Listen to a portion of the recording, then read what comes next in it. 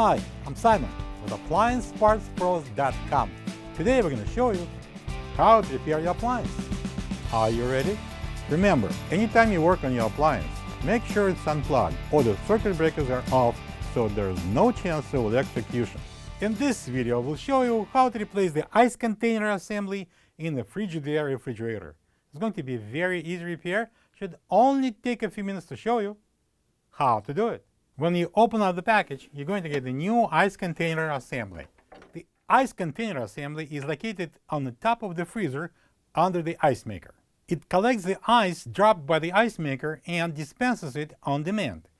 The main reasons to replace the ice container assembly is if it cracks or the metal parts get corroded. To get to the part, we need to open the freezer door. To remove the ice container assembly, we need to lift up the front end and pull it out. This is the old ice container assembly next to the new one. If you don't have this part, you can get it from AppliancePartsPros.com. Before installing the new ice container, we need to make sure that this coupling on the container, these two pieces here, are matching the cut through on the yoke of the auger motor. In our case, we're perfect. And then we're going to slide it in.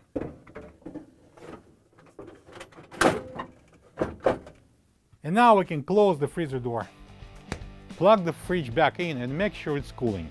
Thank you for being a part of another successful repair brought to you by AppliancePartsPros.com.